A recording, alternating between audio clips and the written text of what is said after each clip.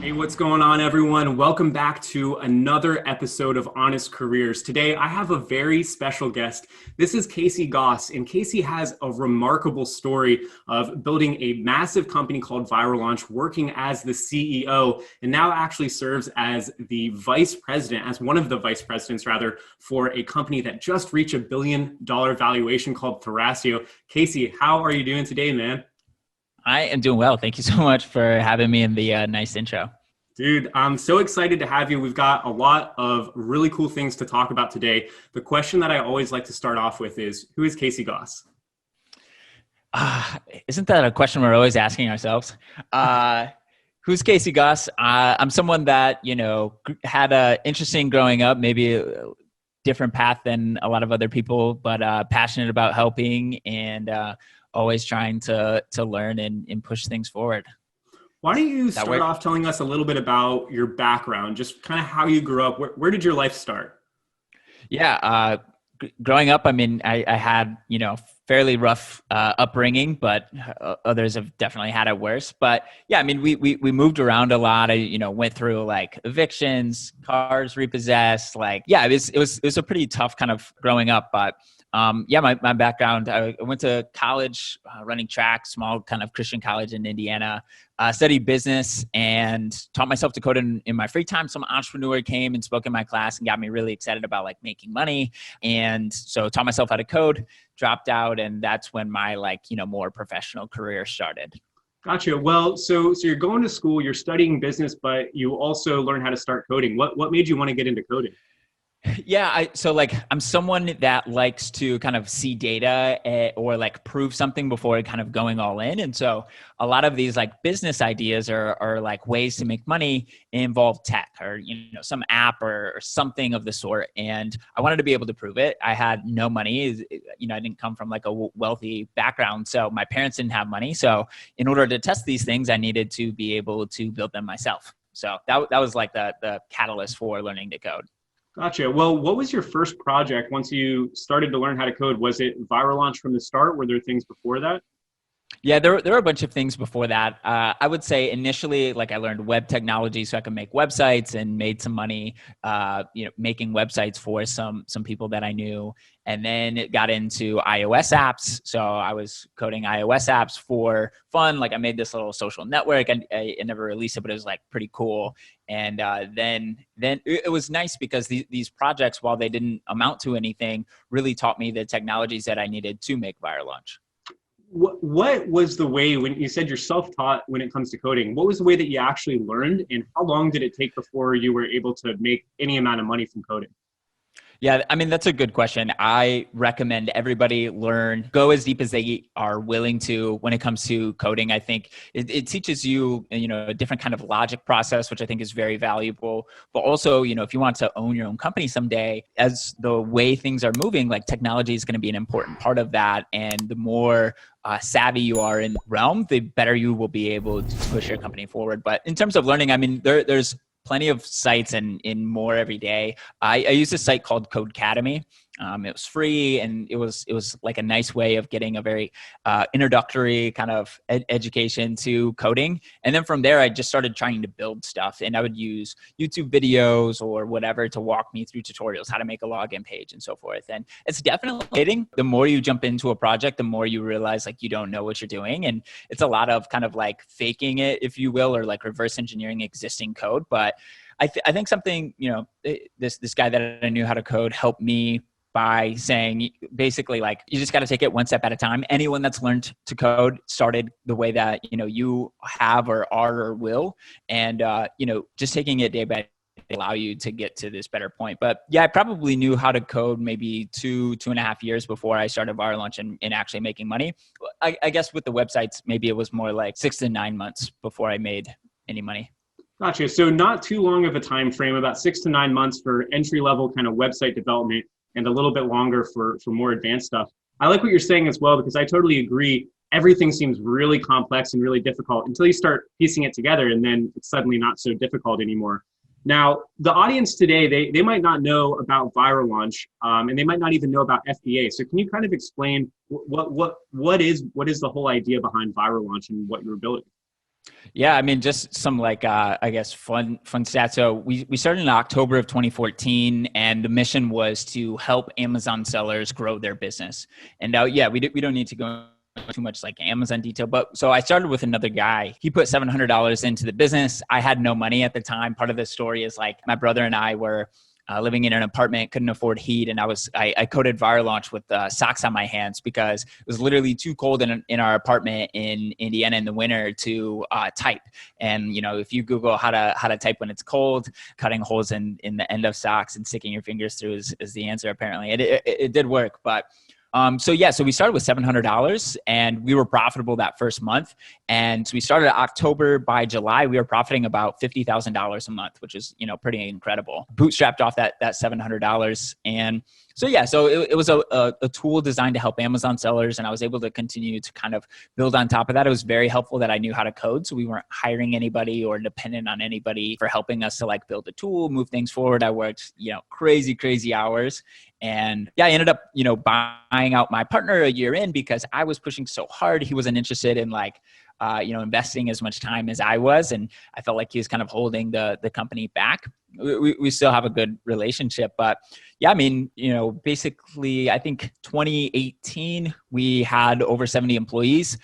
We bootstrapped to about a $10 million ARR, and yeah, 70 employees. We helped tens of thousands of brands, and these brands or sellers were anywhere from entrepreneurs just getting started in the Amazon space to some major Fortune 100 brands as well.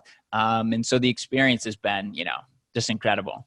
For sure. So I want to kind of break down, because obviously there's a bit of time between that initial concept where you said, hey, we've got something here that is actually valuable to Amazon sellers, versus later down the road when the company really kind of hit its stride and grew a lot. What was that original version of ViroLaunch? What was it actually doing? And how is that similar, or like how simple or complex was it to the later version of ViroLaunch? Like what was that original, just the original idea? Yeah. So the original idea was that the more sales a product gets on Amazon, even if it's at a discount, the better Amazon shows it up in search. So, you know, the higher you will rank organically when someone searches fish oil, they'll, you know, see your fish oil. And so basically we ran ads to build up an audience of deal seekers, and we would promote our seller customers' products to this audience. And so it was pretty cool. So, you know, for $500, we got to 1,000 buyers, and we ended up growing that buyer list like over 500,000 people, which was pretty cool. And I learned a lot in terms of growing an audience through that experience. But that original concept actually still exists at ViroLaunch today, of promoting products at a discount to these buyers. Some of the details have changed, but a lot of that existing code that I wrote like very early days in terms of facilitating basically the handoff between a seller's product and coupons and promotion to the buyer audience still exists today, which is kind of cool. And I'm a little proud of that. But I think something that is important, you asked like, what did that like look like initially? I mean, the cool thing is it took me maybe like 3 days to get like the very first version up and running. And I think something that a lot of aspiring entrepreneurs miss is the importance of testing early and getting something out there super fast. You know, I met this Uber driver, and he's been working on this app for like 6 years. And I sat down, we grabbed coffee, and like he could have done the app without the software. I could have done it with, you know, manually and with Google Sheets or something like that. And walking through a very, very simplified version of whatever your idea is going to give you a lot of very important feedback. It's going to tell you, do customers even care about this? Are they willing to pay for this? Are they satisfied or whatever? And could potentially dramatically, you know, change the course of this app that you're hoping to build, and potentially will allow you to start generating revenue to help you fund whatever the development costs are. Like that's a major mistake I see a lot of people make. And I've made it in the past, but with ViroLaunch, we were able to spin something up in, you know, a few days and literally start making money or profit that first month. Gotcha. So you kind of realized early on that sellers had a huge need for, when they're launching a product, that if they could increase that sales velocity early on, that it was going to help them rank. And so it was a real big question of how could you put people who are willing to buy the product at a discount in touch with the people who are trying to sell those products. And when we're talking about it right now, that's an incredibly simple thing just from an organizational standpoint to set up. And so you're saying in about 3 days, more or less, you put together just a rough scaffolding, like a functional way for that to work, and then put it out to the market and said, hey, do people actually want this? Will people get value? And the answer was, it seemed like yes. What kind of happened after that, and how were you able to scale this thing that you built in 3 days? Obviously, it wasn't like all flowers and roses after that, right? Because what happened next, and from a technical standpoint, like what went into that? What you're saying was like a multi-million-dollar company. Yeah, I mean, yeah. So like, I think a lot of entrepreneurs are kind of dreamers, or have a lot of ideas, and it was very easy to extrapolate and say, oh, it'd be so cool if this tool could do X, Y, and Z. But like, that takes time, and there's a lot of assumptions in there. So what was so nice about Viral Launch, because we had people using this right off the bat, we were getting feedback from sellers that said, hey, this is annoying during setup, or hey, it would be a lot cooler if you had X, Y, or Z. And same with the buyer side. It was like, we were just sending it via email. We were doing a lot of this stuff manually. And buyers were like, yeah, sometimes I don't get the emails, or I forget to check my email. It'd be nice if there was a website I could go to see what deals are available.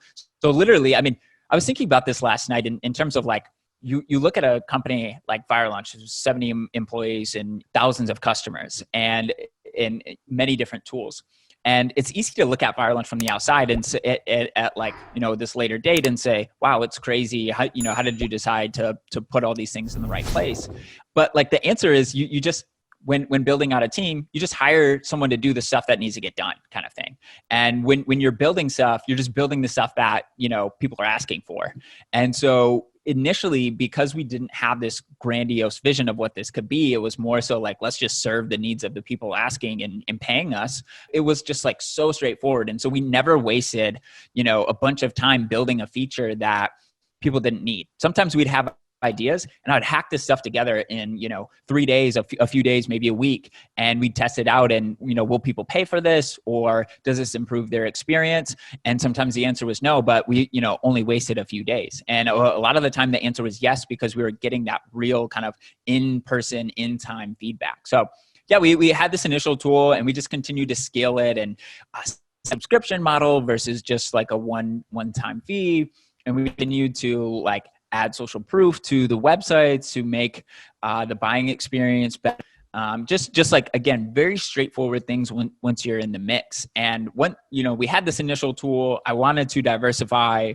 And so I started to offer additional services based on what customers were asking for, started to hire a team to take some of the development off my plate. I tried outsourcing and just didn't work. And then we ended up hiring some in-house developers. But again, we were very fortunate because we were making $150,000 a month before we were making these legitimate hires. That's super interesting, Casey. And so I think that's a fantastic story. And obviously, just for the benefit of the audience here, I'll let you guys know. And, Casey might not say this himself, but there was a point in time where by far Viral Launch was in the Amazon FBA space, the tool. I remember when I first learned how to sell on Amazon for my business partner, Eric, I started out using Jungle Scout, but then because Viral Launch became so feature rich, it just didn't even make sense. It was definitely the dominant player. And I really like how you're saying the thought of how you're conceptualizing the product development. It wasn't your team coming up with these ideas. It was listening to the market and saying, what features do people want? Let's go build those. And even if we get it wrong, it's a very low input, very low investment on time and labor. Now, guys, this is kind of where we're going to switch over the interview. Now, Casey does not work with Viral Launch anymore. My friend Liron just did a great interview, and you can check that out over on eCommerce Mindset for the whole breakdown of exactly what happened there. Casey, can you tell us what are you currently working on right now? Yeah, so in 2018, I helped start a company called Thrasio, and the goal was to basically buy up a bunch of these Amazon brands, roll them up, and you can sell them for a higher multiple to kind of generalize or simplify things.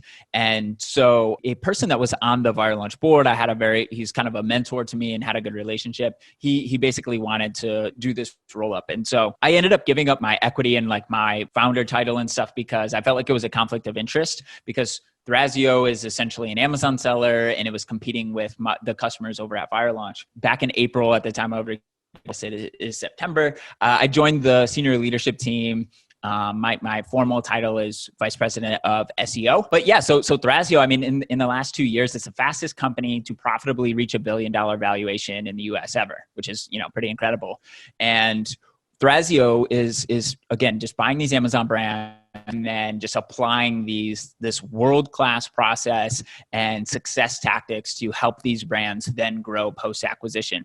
And, as of a few months ago, we were at $1 billion valuation after only acquiring 60 to 70 accounts. And there's like $30,000 million plus sellers on Amazon. So we're literally just scratching the surface. So what's so interesting, I had a surprising amount of like opportunities after leaving Var, but the way that I look at my role here at Thrasio is I get a front row seat to learning what it's like to scale a startup to $1 billion valuation to 5 billion, 10 billion, and wherever we go. And the opportunity to kind of like be a part of that, to learn firsthand what the decisions are that lead to success, that are, less than ideal decisions, is so, exciting to me. It's also like a great resume builder, so that when I go do my next thing, I can point and say, here's what I did at Fire Launch. I can say, I was part of the executive leadership team of the fastest company to profitably reach $1 billion valuation, and, X, Y, and Z. And so, yeah, this is like a very important learning, like stepping stone for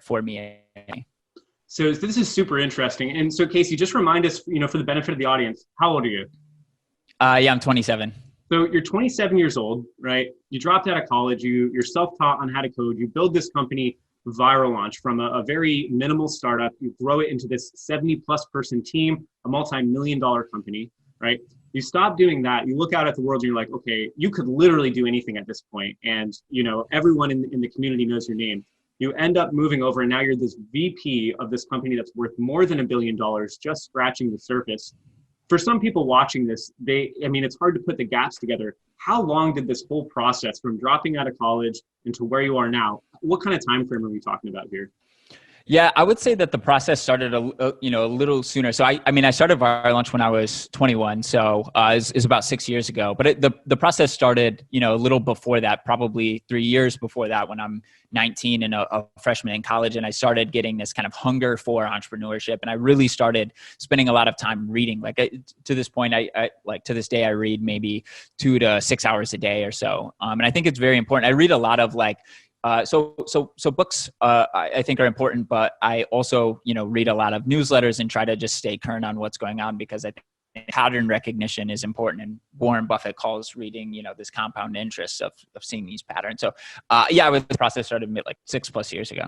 Gotcha. And so obviously I think it's pretty clear that reading is a big part. What other things do you think contributed to your ability to have this kind of success? And on the same, the opposite side of the coin, what kind of mistakes and failures did you have along the way to becoming a CEO, to becoming a VP at a company like Thrasio? Yeah, great question. So contributing factors, I would say, like optimism. I think a lot of entrepreneurs are optimistic and, willing to bet on themselves and basically hoping that things will work out, or, that tomorrow will be better if you put in the effort. So I think that's pretty important. Work ethic, I ran track in college. I wouldn't say that I was someone that was naturally athletic, but I just worked so hard. And I think the willingness to work hard is just so important. And that reading, I would say, is absolutely critical. And even at a level that people are in non-obvious level, is continuing to sharpen your mind allows you to be sharp in your daily decisions, which I think is just so important. Your network is so valuable. And I can't tell you how many hurdles I've been able to jump over, or accelerants to my life or to my business have come from relationships. And I've seen it in my friends as well. And just a willingness to kind of jump in and take action. I mean, if I was too timid to drop out of school and take action, I'd probably just be making a, okay salary at some large company and just not exactly happy with my life and the impact that I'm having on the world. But it was because I was willing to just jump in and see what happens and kind of iterate from there. It's allowed a lot of success down the road, being willing to test and iterate. If it works out, awesome. If it doesn't, move on. But hopefully you've learned something in the process, is a very important mindset. Gotcha. That's really helpful stuff. And I want to, in the beginning, you were chatting. We're gonna get into some tips you have in regarding to the technical side of things and skill sets. But one more question I want to ask is, you talk early on about you had a little bit of a rough upbringing. Do you think that motivated you to try to say, hey, I got to go make something stick? And what tips might you have for someone who's sitting there that is in a similar situation? They're like, my life sucks right now. What tips do you have for someone in that frame of mind, in that reference? What can you offer there, Casey? Yeah, it's a good question. I think the rough upbringing has done three major things for me. One, it gives me a good degree of empathy, I would say, meaning that I can empathize with somebody that their parents are in jail or have been through these difficult experiences, and helps me to not judge other people, at least I like to think. Number two, I didn't really have a fallback, so it wasn't if I drop out of college and things don't work out, my parents are gonna support me or something. I could have lived at my dad's house, but I still would have had to do student loans and all these things. So I didn't really have a fallback, and I had a fire, behind me, making sure that I was continuing to charge forward and felt like I had something to prove. Then the third thing, I don't remember what that was. Now I forgot the rest of your question. Sorry. No, man, you're all good. That's I think that's a good segment. We'll kind of move into the next spot there. So, this channel is really a lot about honest careers and, building skill sets that are actually going to be valuable and allow you to go and chase whatever your ideal and dream life is. Can you maybe offer some insights in terms of what skill sets? You've hired a lot of people, you've worked with a lot of people, you've worked with some of the biggest companies as well. What kind of skill sets do you see are really valuable in 2020 for someone who's young to go out and gain? Yeah, I like realizing that if you don't like something or something is not the way that you wish it to be, you probably have to change it, influence it, or at least change your situation and how it affects you. And it's been so cool in this industry of Amazon entrepreneurs to be able to see the amazing stories of how people grew up in poverty and they just didn't want to have it anymore. Or I know in my own experience growing Viral Launch, you run into these hurdles, and I would say the average person would be like, "Dang, here's a hurdle. That's the end of it." But not enough people realize that you have the opportunity to change these things. And if you don't like something, then you should, think outside the box and say, how could I change this? Or how, if I had my way, how would this thing look? And a lot of times, if you're willing to think outside the box, you can probably come up with a good solution. And I think this ambition or willingness to charge through hurdles is just so important. Yeah. In my experience having, teams, the people that are willing to just get stuff done, no excuses, are head and shoulders above everybody else in life, I would say, because you run into hurdles, whether it's just in your average day life, your everyday life, or a career, or as an entrepreneur. I think that's so important. Yeah, I completely agree there. And I just want to chime in as well. Something that, what you're talking about is, I think there's a whole world of what we all find normal, but then based on who you're interacting with in the community you spend time with, kind of getting back to that Amazon or that entrepreneurship community, it's like when you're surrounded by people that all the time are looking out at the world, and if there's something that's not right, they're doing something about it, that becomes your new normal. And it actually becomes a little bit weird to go and hang out with other people, because it's just a completely different mindset for how to view and approach the world. It's a really great point. Absolutely. I would say self-awareness is also very important. In my experience hiring, people that were not as self-aware really struggled to have success. And then I think just having the willingness and the optimism to dream big and chase after those dreams. I never would have expected that I'd be where I am today, but because I dreamed along the way and I chased after things that were probably further ahead or higher to reach, or a little further out of reach than most would, go for. But I was willing to do that, I think has really led to, some of my success, and then just a willingness to learn and to be very intentional about your learning and your focus on self-improvement. I mean, the average person is not going and building a, $1 million company or having the success that you probably desire.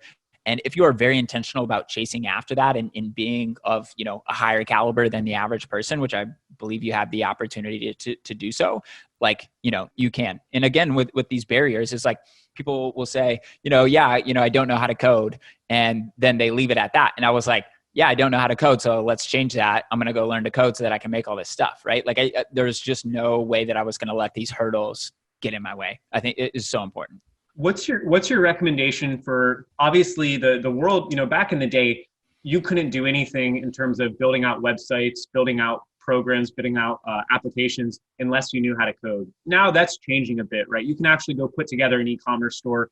Things are becoming more templated. Do you think, what would your recommendation in 2020, do you think it's still actually valuable to learn how to code? I think it really depends on the industry that you want to, invest in and spend your time in. But I mean, whether it's like, the financial markets or retail or like, I think that in a lot of scenarios, knowing how to code is very important. One, again, it changes your logic process and allows you to think about things differently, which I find super valuable to this day. But then secondly, I mean, you are likely going to have technical people on your team or pushing some application with site or something like that. And the more you understand technically, I think is better. And I just know so many people that try to start a company and because they aren't technical, they really struggle to find that technical co-founder and they struggle to get off the ground. So I see that. I think at the end of the day, coding is to an end and there is a hurdle that, in your way because you don't know how to code, then you need to get around that hurdle. And for some people that will mean learning to code. For others, being able to hire or partner with somebody. So I wouldn't advise it to everybody. If you have the free time or, you're in high school, kind of still trying to figure out what you want to do. Or if you're in the season of trying to figure out what you want to do, using some of your free time to learn like the tech side of things will pay off, I think quite well. Yeah, that makes good sense. What about in terms of education, right? So obviously you came from a background where you went to college, but you didn't quite finish college. Now, I don't think I've ever met a single person who's successful that says education is garbage. It's just probably the manner in which education is being consumed. What have you seen recently and maybe just over your experience, what do you think is actually a good way of consuming? Is there anything you might want to highlight that, hey, this was actually valuable, or maybe you hired people that came from different programs or concepts? I'm curious to hear your thoughts here. Yeah, I mean, if you're very interested in coding, like there's some nice like coding boot camps that are like 12 weeks or so that will help accelerate your ability to kind of understand the tech world. In general, like, I mean, I'm thankful that there were a couple key classes like microeconomics that was very important to me, as well as like an introductions to business and then a philosophy class. But And for me, by the time I had dropped out, I felt comfortable in, my ability to learn. I taught myself to code, was decent at it. And, I had the mindset I felt like that I needed in order to move forward. I think that colleges can be a great experience overall and will, potentially help you to mature. But in any situation, like just going to class is not enough. You should be doing other things, whether it's starting a small like e-com business or interning a company. Like you need to be doing something else. Like, one of my problems was you have all these business majors that like just think that they're going to be quote unquote business people or marketers once they graduate. It's like, this is more of like a function of who you are and what you're interested in. And you should be chasing after that along the way. And some of the smartest people that I've worked with, that I've hired or that I know don't have a formal college education. And I totally fine. But if you don't know what you want to do, my recommendation, like if you can kind of afford it is, go to college, test out a bunch of stuff along the way. Like college just really opened my eyes to a lot of things, and continue to sharpen yourself outside the classroom in ways you think are important. But if you don't know what to do, like sitting on the couch is not the way to go. Gotcha. And I think that's a really great point as well, because this world is so vast. And I think for you and for maybe myself and for other people, eventually, if you put yourself out there enough and you try enough things, eventually you're going to get that one thing that clicks. And that's the thing that you'll be up, it'll be 2 a.m, you'll be working, you'll be exhausted, but you're so excited about what you're doing, you can't go to sleep. You just want to keep going. And if you haven't gotten that feeling, if you haven't found it, then you probably just need to keep spreading that net, keep searching for more things. And when it clicks, double down on that and, really pursue those options. Absolutely. I guess just a couple questions kind of to wrap up here. Is the big one, right? Because again, this is you've been the CEO of a multi-million-dollar company. You're the VP of so far $1 billion company, but soon to be a multi-billion-dollar company. Casey Gauss, have you made it? I was discussing this with a friend yesterday. I would say in a lot of ways, yeah. In my mind, no. But like, I'm extremely grateful. I make good money, have made, very good money, especially for someone that's 27, and I just get to live like a very comfortable life now. And so I think for a lot of people, I've absolutely made it. For myself, I definitely have not yet made it. I haven't had the impact on the world that I, would like to. And I think that it's important, at least for me, to continue to perpetuate this belief that I have not made it, because that's, what continues to drive me. Gotcha. And I think that's the perfect segue into our final question. And, it's okay to leave this a little bit ambiguous, but what's next for Casey Gauss? Yeah, I see Thrasio as like a stepping stone for what's next for me. I am not entirely sure what that looks like. I'm experimenting with some stuff. I really doubt that my next big thing is in e-commerce. Like, it's been cool. I still think e-commerce is very early, but it's definitely not my passion. I don't feel like I get as big of an impact on people that need it in the e-com world. So yeah, not sure exactly. I have some ideas, running some experiments, but yeah, we'll see.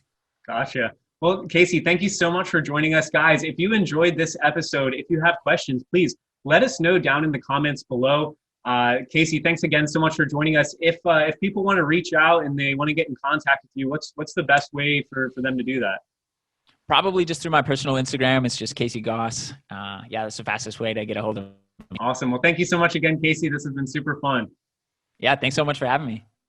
Hey everyone, thanks so much for watching. I want to encourage you to go and check out our digital marketing playlist. There's a bunch of videos that have a ton of information and good insights on the world of digital marketing. Go and check it out.